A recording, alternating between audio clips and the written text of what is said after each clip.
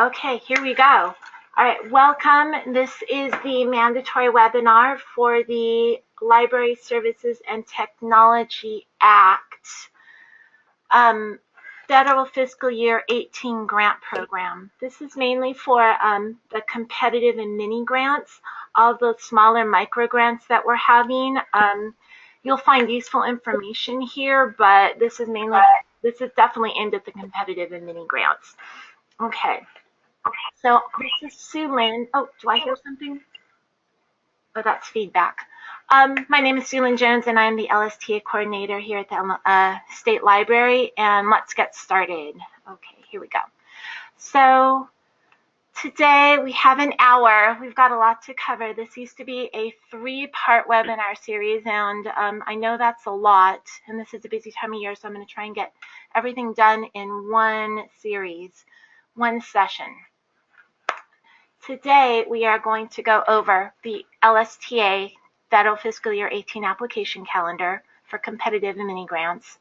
We're going to go over the application section by section, and we're going to go over the evaluation rubric, which is how your application is going to be graded, I guess. Okay. Any questions? No? Okay. All right, first we got application calendar, dates, deadlines, and drafts. I put this up here because I am a very deadline-driven person, so it always helps for me to know what's coming up and when I have to do it.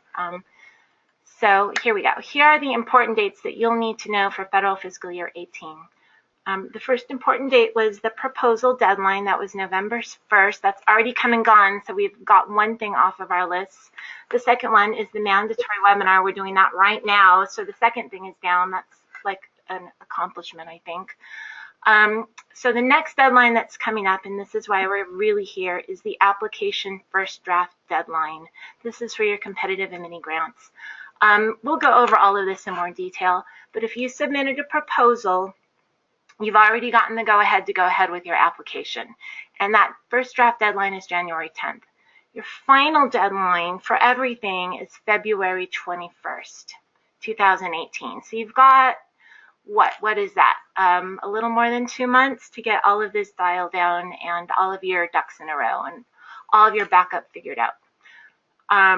After February 21st, your application will be put into a packet and it will be given to the reviewers. And those reviewers will all spend the next 5 weeks reading, ranking, questioning, and then in April of 2018, we'll have a State Council and Library and Literacy meeting, and that's when we'll get together and hash all of this out and have some discussion. Did I hear something? No? Okay. They will also, at this April council meeting, do funding recommendations. And then sometime around that time, I hope we will get our funding from IMLS. I'm never sure what the date will be, especially since things were so confusing last year with our federal budget, but we hope that'll happen in the spring. Then if everything goes well and your grants are approved, you will have approval to start your grant July 1st. Okay. Any questions about that broad overview? Okay, next thing. Okay, we're going to look at this. So there might have been a little bit of confusion. The proposals were the first step. You submitted your proposals. We gave you feedback. It was big. It was general feedback. It was big picture feedback. We didn't do details on your feedback because, quite honestly, I didn't want to talk for you. You know, if I gave you feedback, oh, this is an awesome grant, you could do this and this and this, that would have been like from my perspective. So we just gave you the go-ahead, or we made recommendations and left it broad and general. If you didn't do a proposal, here's the thing. If you didn't do a proposal, you can still do an application. And the only bad part about that is that you won't have, you're kind of going in blindly. You will not have had any guidance from us as to whether or not your project is in alignment with our LSTA goals. You'll just be doing the whole shebang all at once and submitting it. We'll read it, but there's no guarantee it will be approved and sent to reviewers. Okay, so any questions on that part?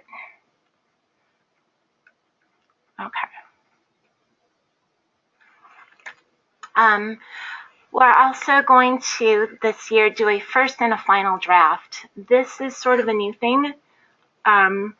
We're doing this for two reasons. The first is that in our evaluation of our LSTA program, the reviewers' findings were that we allow adequate time for applicants to prepare strong applications. That we do a little bit more consulting and that we add more time for them because the timeline was a little more compact before. So we figured one way to do this is to incorporate a first draft process in. We did this last year. It was not formal. It was very informal. People submitted their final apps. We saw some gaps maybe in what people had submitted, so we recommended that they could strengthen their applications this way and give them an opportunity to resubmit, and they did, and I think it went really, really well. So we've integrated that into a formal thing this year. But again, the first draft is totally, totally optional. If you don't, for whatever reason, you can choose to opt out of the first draft and just submit a final application as is on February 21st. And whatever you submit, assuming we've already given you the go-ahead with the proposal, we will just give that to the reviewers, right? So that's optional, but it's recommended. I think it's a good idea. We'll have 5 or 6 people on staff reading things and giving you feedback on what we think will help strengthen your proposal. Okay. Any questions about this part? No? Okay. This is a little redundant. We've already talked a little bit about this, but the application review. Once we get your mini or competitive application, we'll review it.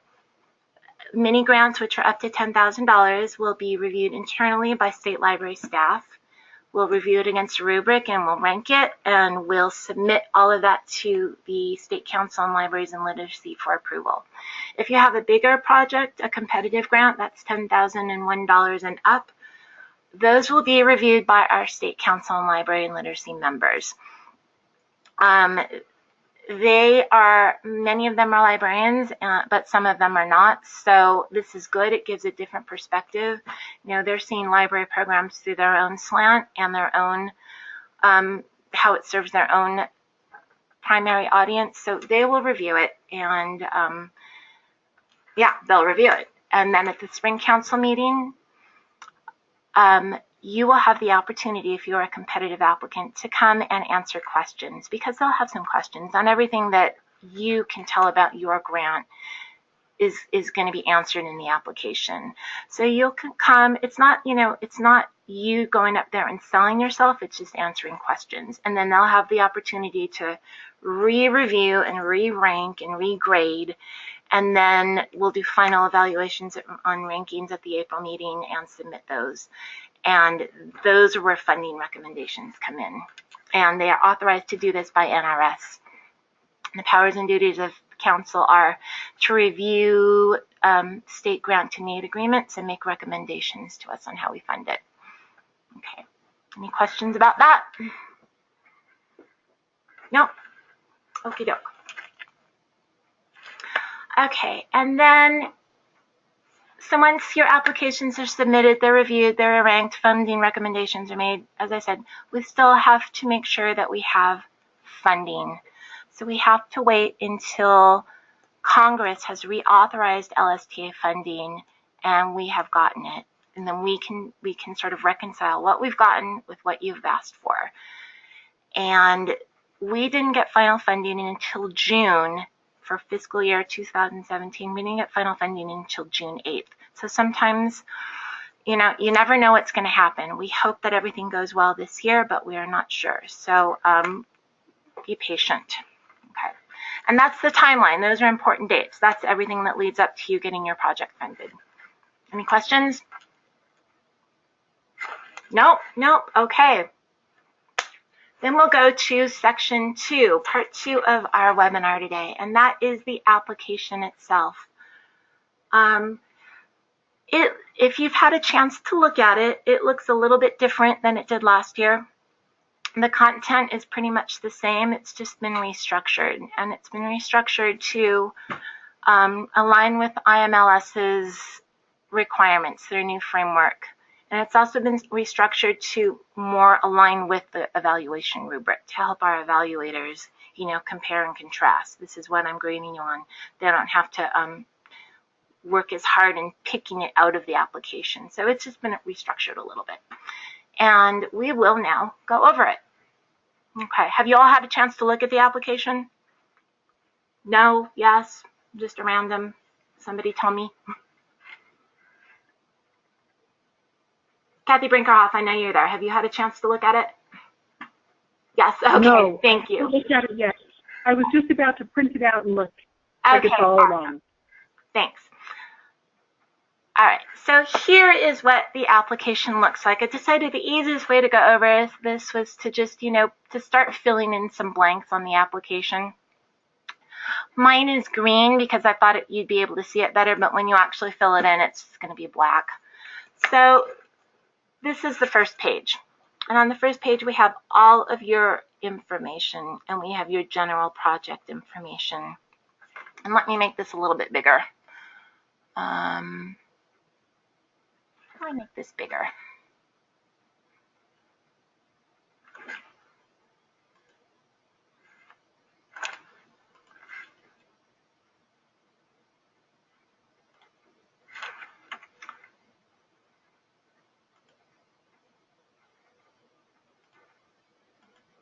All right, there we go. That's slightly better. All right.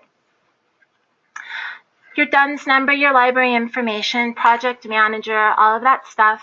Section 2 is general project information. You're going to give it a title. You're going to put LSTA funds requested, your match, project total. Those are going to come directly from the budget section. And then project summary. And, elevator speech is kind of corny, but this is really what it is. When your reviewers read your application, they're going to see who you are. They're going to see on the first page how much money you've asked for, and they're going to see what you're doing.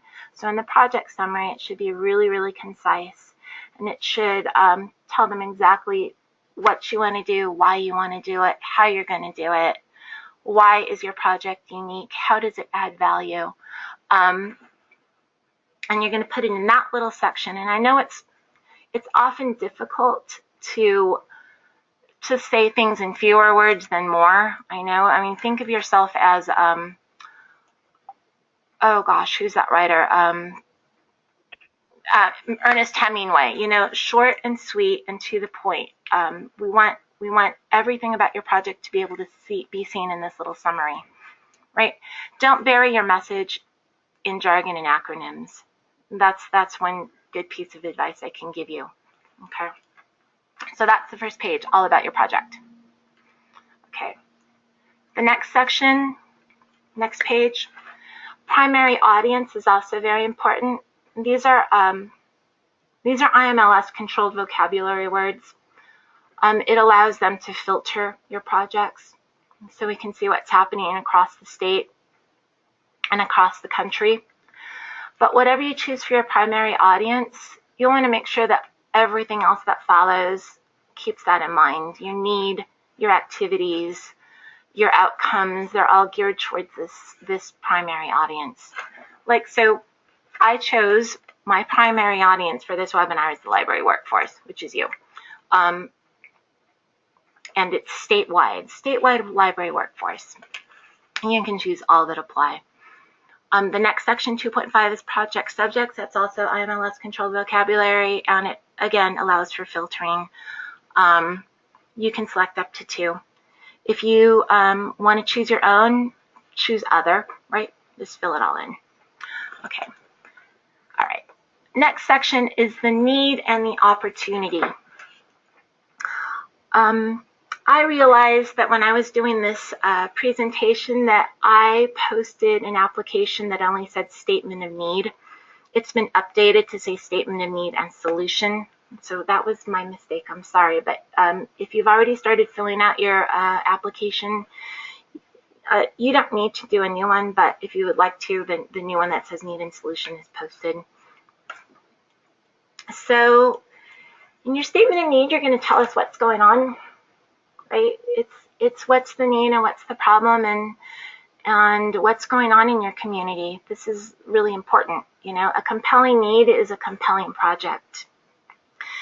And in addition to wanting to know what the need is, we want to know how you know this need is real.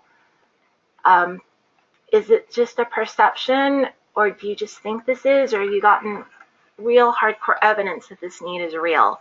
And that's data backup, right? You know, the wheel is squeaking. Do I know that's a problem, or is it just annoying? Is it really, really a problem? Because if I don't fix the squeaky wheel, the whole piece of equipment's going to fall apart. Or, you know, is it just annoying, you know? So we want data to back up this need. And then also here, you're going to tell us on a very high level what your solution is. What's the intervention? So your library has this, they see this issue is happening. It's a real thing in your community. I've got data backup. And this is a little intervention I'm going to throw, and it's going to put a monkey wrench in it, and it's going to put the need back on track. We're going to like solve the need, or at least start solving the need and provide a solution. So we are going to want to know, how have you determined that this really is the best solution? So like the squeaky wheel, is the best solution grease, or is the best solution just replacing the whole piece of equipment, right? Why is this the best solution? And then why is your library the best organization to provide this solution? You know, why are you perfectly situated to fix this problem? This is high level. All the details will come later. Okay. A big thing is to avoid circular logic. You know, circular logic, this is a problem, so, you know, we want to do this, so this is a problem. It's like, it's circular. We don't have this, and so we want to have this. We don't have a community center, so we want to build a community center. It's circular. You need to have data. I saw this in someone else's webinar, and I think this is very, very important. Your library's needs are not necessarily the needs of your primary audience. So that primary audience that you selected up in section 2.4, make sure that whatever you're talking about is actually their need, right? Okay, that's your need and solution all in this one little section. And I think you should have enough room. I wasn't really sure. Let me know if there's not enough room. You know, we don't want to get too much into all the details because that comes later, but you can let me know. Okay. Any questions about section 3? Alrighty, here we go, section 4. Oops, sorry, that was a fake out. Section 3.2 is supporting data. I put this here because I really wasn't sure if you wanted to put your data back up, if you wanted to leave it into your narrative. Sometimes it's easier just to, you know, show your work on a separate piece of paper. And this is what I think, and here is on my backup. If you would rather show your work here in this section, do your comparative stats, provide citations, whatever in this section, you're welcome to do that. Or you can sort of weave it into your narrative, however it works best for your story. Right there, helpful data sources. On the LibGuide that we have, I've kind of gathered together about 10 different data sources. So if you need data and you're not sure where to get it, take a look at some of those. Okay, so that was the need. The next section 4 is the outcomes. So we went from the beginning, the need, to the end, the outcomes. What do you want to see happen?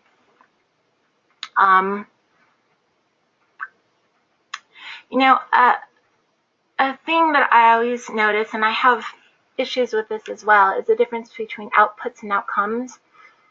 And I found this on the Project Outcome website, and I think it's super helpful.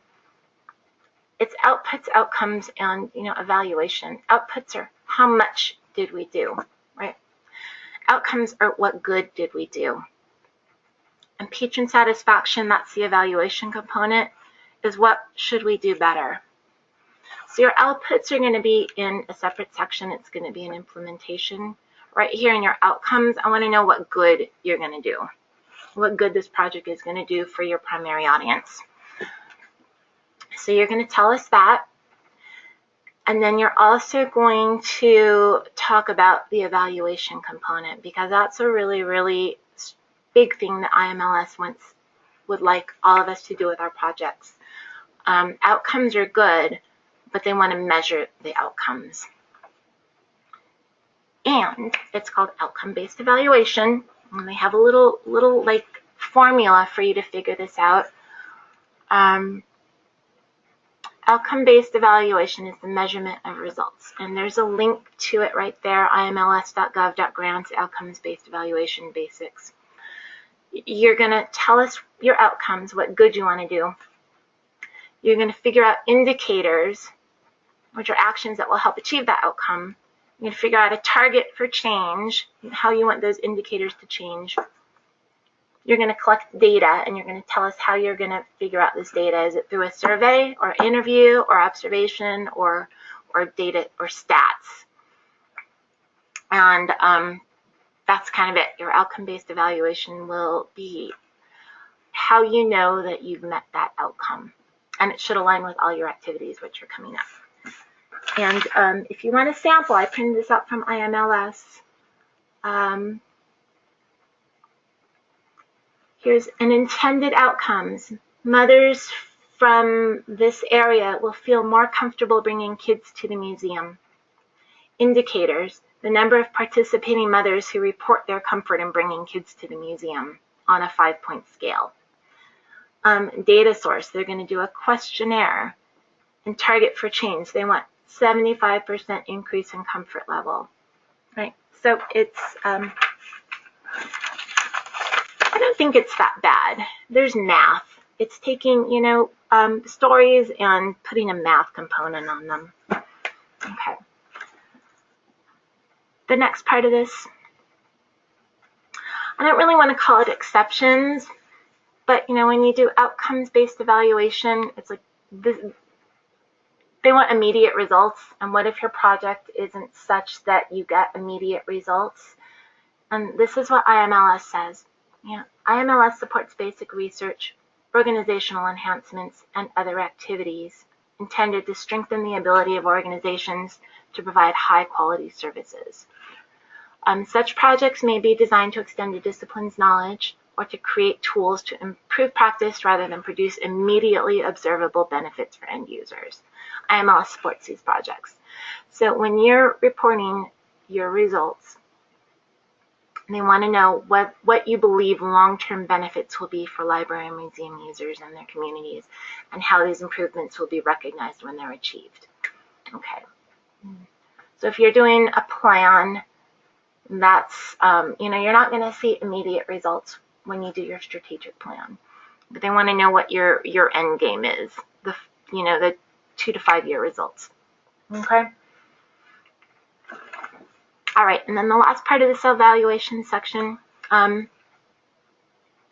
in order to help you with your evaluation, IMLS has created these surveys. They're predefined surveys, and they are now required for any LSTA-funded activity. If you have a grant right now and you have any of these activities, you should be doing surveys. The required surveys come with instruction programs. If you're acquiring content and the beneficiary is the library workforce, if you're creating content and the beneficiary is the library workforce, and if you're planning and the beneficiary is the library workforce. Those surveys are available on the LibGuide at that link there. And they're meant to help you. They're meant to help you actually figure out what good your project is doing, and how you can make decisions regarding future activities. But you know what? It also helps IMLS identify, it says, helps IMLS identify new innovations, patterns, and track trends regarding LSTA effectiveness. So it's good for you, and it's good for everybody if you do these surveys. So this, in theory, is an instruction program we are, I'm talking at you, but you're allowed to talk back at me. So it's a program, it's not a presentation. And so there will be a survey, and you can take it and you can see what it's all about. And you can see it's not that bad of a thing, right? Okay, so that's it for the project outcomes and evaluation. What good did we do, and what should we do better? Or what good will we do, and how can we determine if we should do better? Okay, any questions?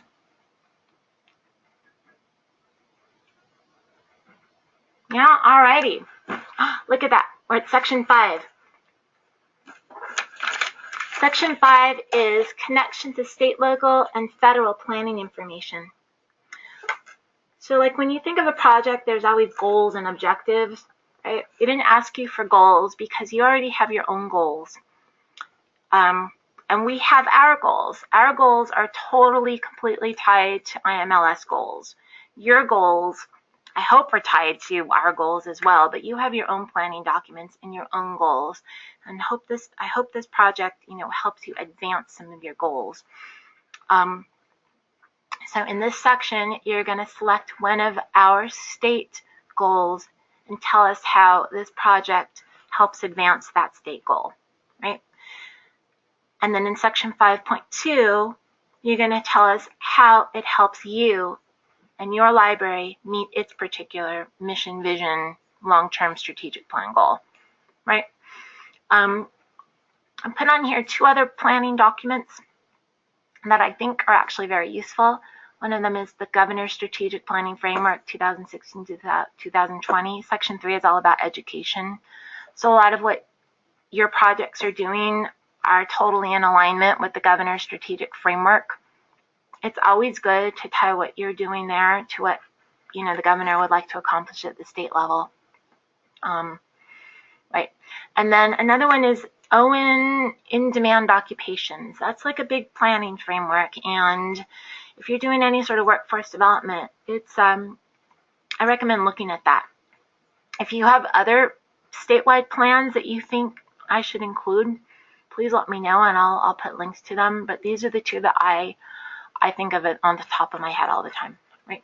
All right, so plan tying, how it ties to our goals, how it ties to your goals. And then the last section in this planning documents is 5.3 LSTA project intents. These are all of the IMLS goals, and they've sort of been categorized into these 6 areas: lifelong learning, institutional capacity. You're just going to choose one. You don't have to explain how it's going to meet that. Just choose one. Okay. Any questions? All right, I must be doing a really awesome job, or you've dozed off. Okay. Section 6 is implementation and activities. Awesome job. Thank you, Diane. We talked about the need and how you're going to provide a solution. You've talked about your end goals, what good you're going to do, and how you're going to figure out what you need to do better. But now this is where you're actually going to tell us what you're going to do. These are your outputs. This is what makes your project happen, all these little activities. And this here, if you filled out a final evaluation last year for a 2015 project, you have been exposed to this concept. Everything you do can be categorized into 4 different things. It's either an instruction, content planning, or procurement. Everything you do will fit in one of these. And so this is how you're going to tell us what you're going to do. You're going to, if you want to do a story time, it's going to be an instruction program, right? If you're going to do a strategic plan, it's going to be planning perspective. To be a reportable activity, it has to be 10% of your project resources. So we don't want to know every little itty bitty thing you're going to do. So, but if it takes up at least 10%, tell us it's an activity. So in theory, you could have up to 10 of these activities that you're going to put in your application. So you're going to tell us what you're going to do. You're going to tell us how you're going to evaluate it. your anticipated high-level results from these activities, and the format. So in-person, virtual, physical, digital, in-house, third-party. Right? Okay.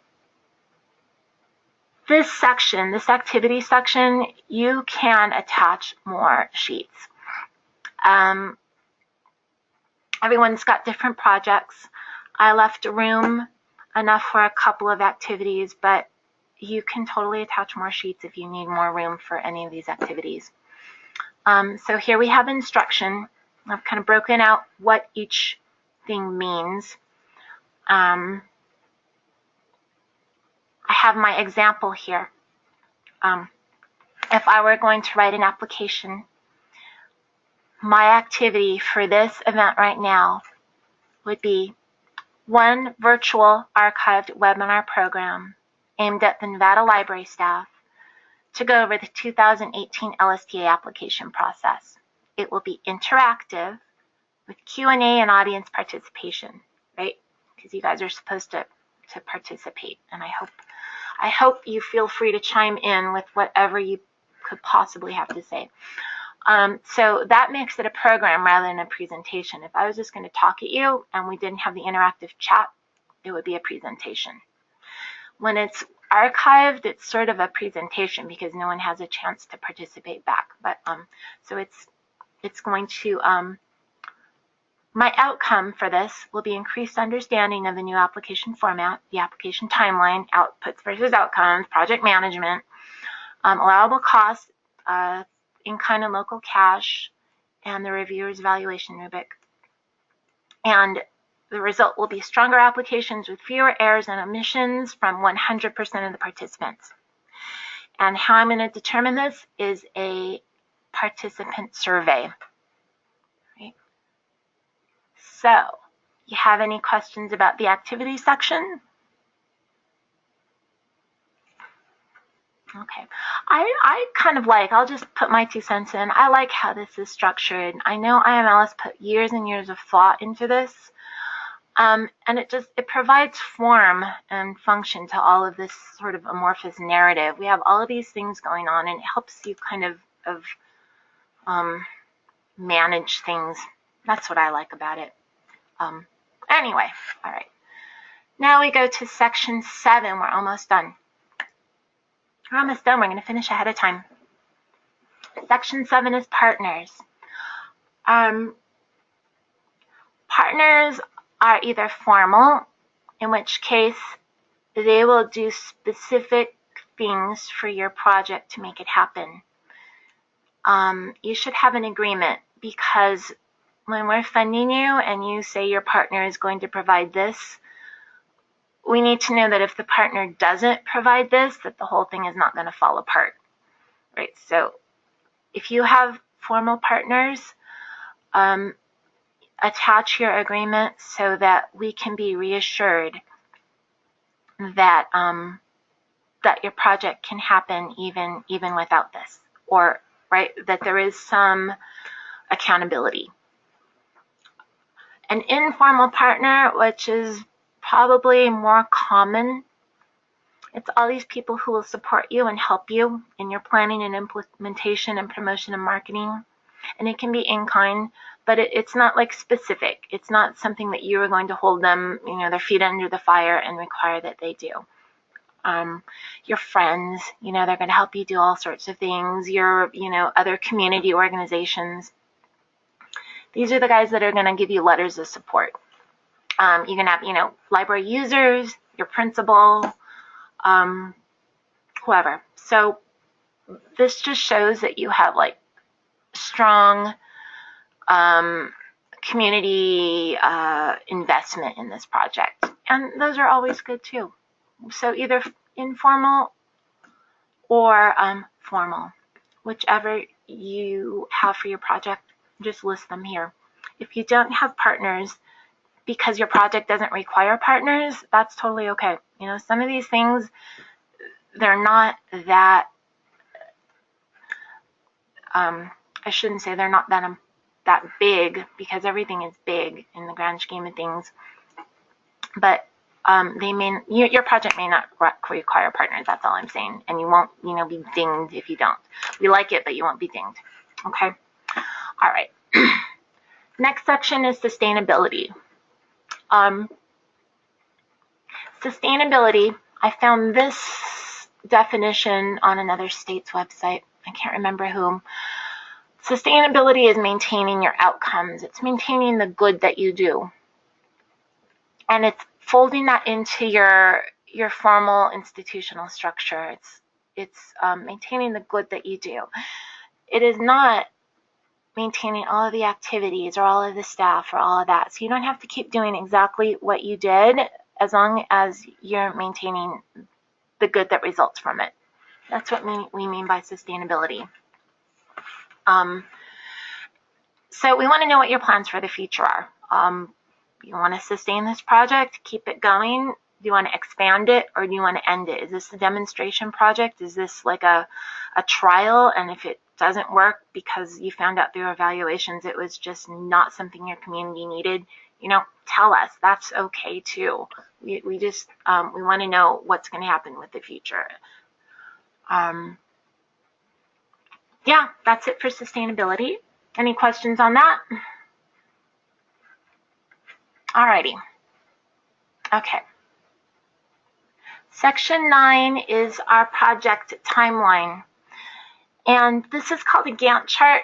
And, I did a little investigation, and I had some people tell me this was a really, really good thing. So we're going to try it this year. The timeline, you put all your activities, and then you tell us when you're going to do it. And it's like a very visual way to see what's happening. You don't have to tell us who the staff is, because I hope in your activity section you've told us what kind of staffing levels will be required to make this happen. So just tell us what you're doing and when it's going to start. If you're going to do some pre-planning, I don't have a section for that, but you can just make a note. We're going to do all this pre-planning, and then we'll be ready to go when the project starts. So it's visual. Any questions on the timeline?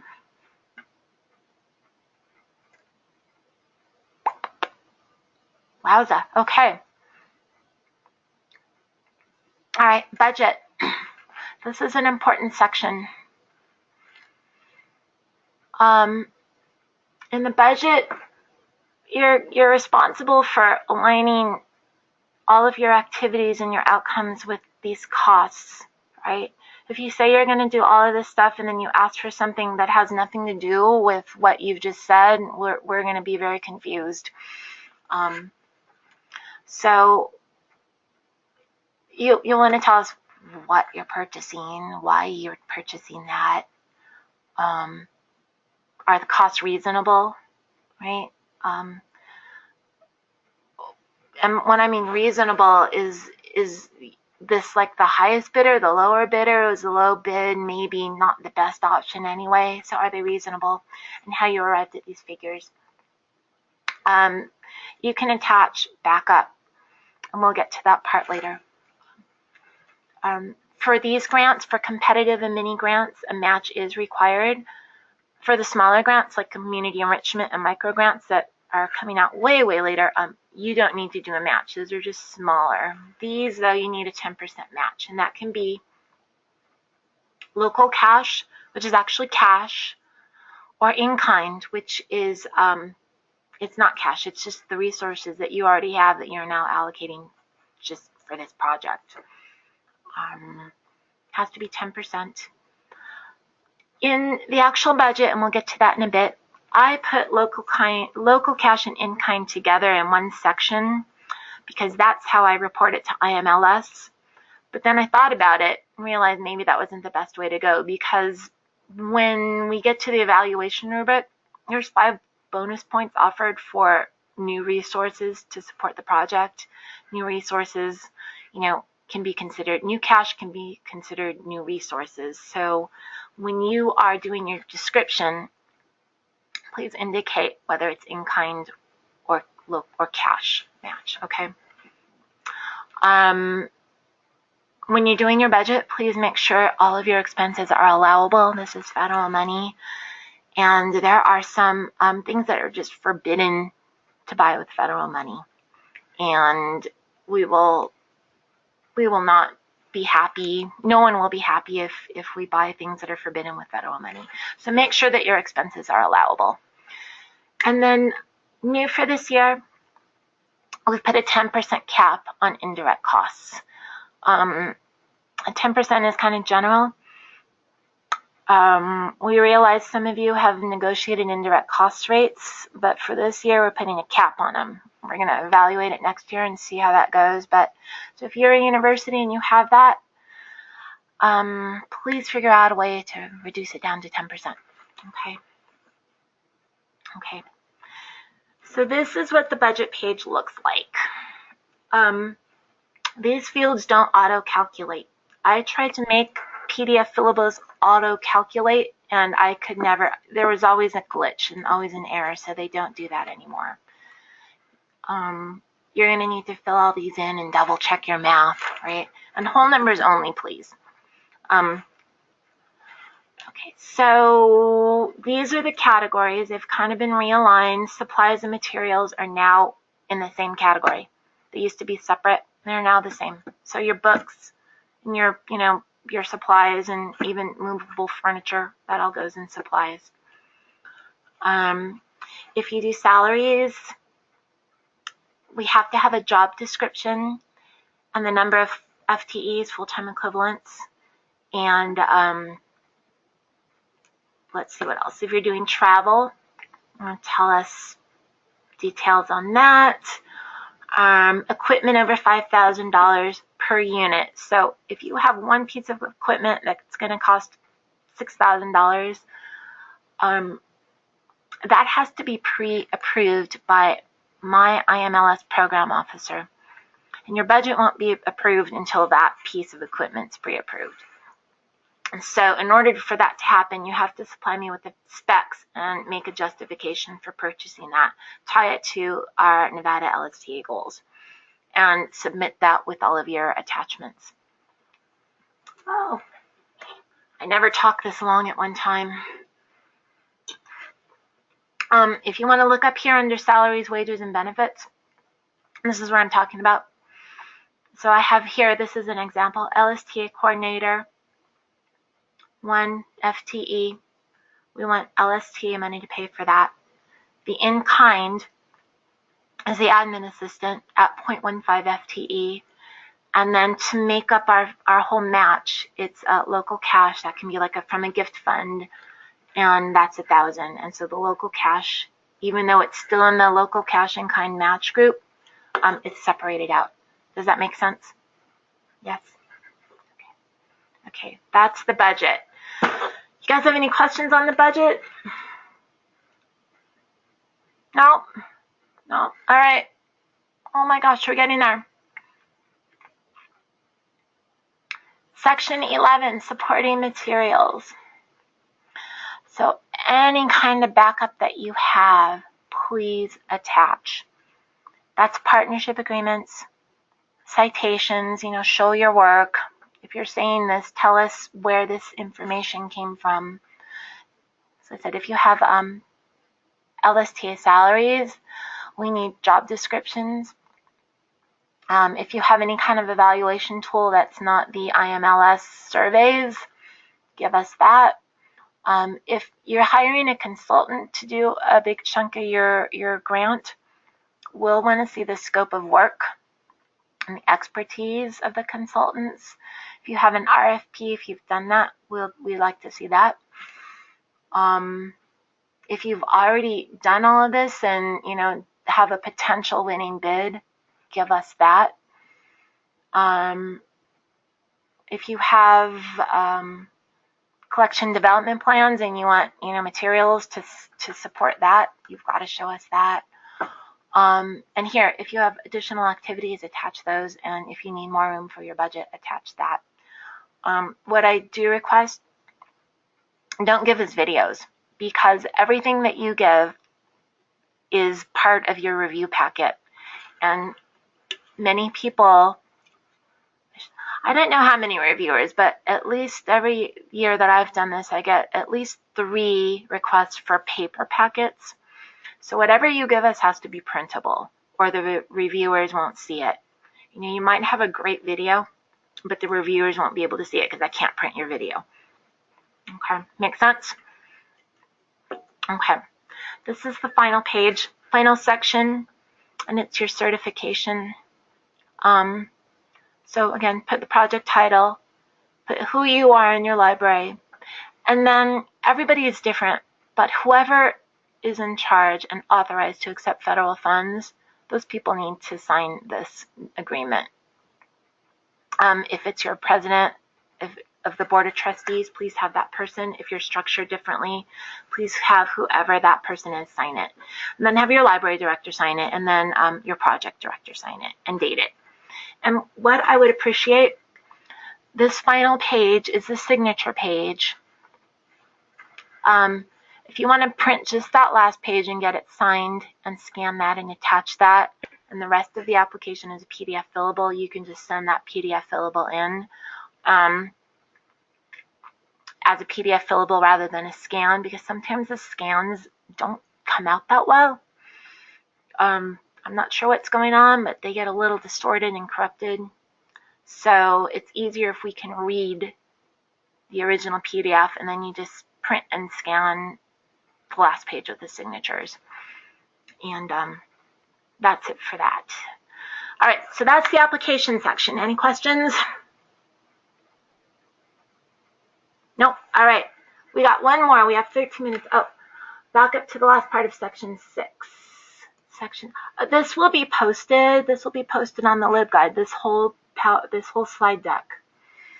So we can do that, but everything with all the little comments will be posted. Okay. Okay, there's section 6, Holly. Okay, and now down here, the evaluation rubric. The evaluators have a rubric. They have 7 sections and points to assign to each section. And they also have the opportunity to give you points for overall merit. And these are the overall merit sections. But we'll go over the rating form. This is the exact rating form they're going to get. And you can see each section tried to tie it into the application itself. So we have the need and opportunity, 20 possible points. 15 to 20 if you document your need and you show that you can make realistic progress and you have all the appropriate people and agencies involved and they have submitted letters of support, you can get 20 points, right? And we have initial score and final score because, as I said, the evaluators will grade you and then they will have a chance to do a Q&A at the council meeting and they can grade you up or down depending on the answers that they get back from you. So we have initial score and final score. So there's need, opportunity, outcomes to your target audience. You know, what good do you do? What good are we doing? 10 possible points.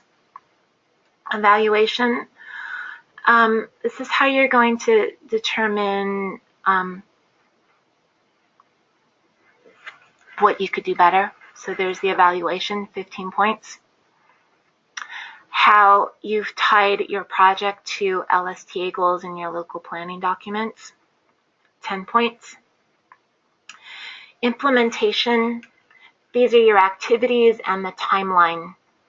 So if all of these are reasonable, if your timeline appears reasonable, if you've made sure all of your activities are on your timeline, you've got the proper people assigned, 20 points. Budget, 15 points plus the 5 bonus for the new resources. And then finally, overall merit, 10 possible points. And then finally, conditions for award. Identify any budget concerns or other recommendations regarding the funding of this project. So this is where the reviewers will be able to say, well, you know, this is an awesome project. I have one concern with this one budget line item, and we need to look at that a little bit better, right? And that's it. Any questions on that? Okay. Oops. Oh dear. I don't know why that side line is there. Anyway, oh, sorry. I thought I'd throw this up here one more time, eligibility requirements. If you didn't get to submit a proposal, that's where the eligibility certification was. So if you didn't, I will need get in touch with me because I'll need to send you an eligibility certification to go with your application. Oops. All right. Yes, the presentation with all of the notes embedded in it, it's going to be put on this LibGuide, which is right there, nslilibguides.com 2018. This whole slide deck will go there. Okay, but finally, as I said, this is a mandatory webinar. So how am I going to know that you are here and listening? You're going to go to this link, libwizard.com, nsla-nv.libwizard.com 2018 LSTA webinar, and there is the required IMLS survey. It's 4 questions. You're going to fill out the survey. You're going to answer 2 additional questions, put some comments if you have any, and put your name and library. And I know that surveys should be anonymous. I totally get that, but the only way for me to know that you participated is if you sign your name.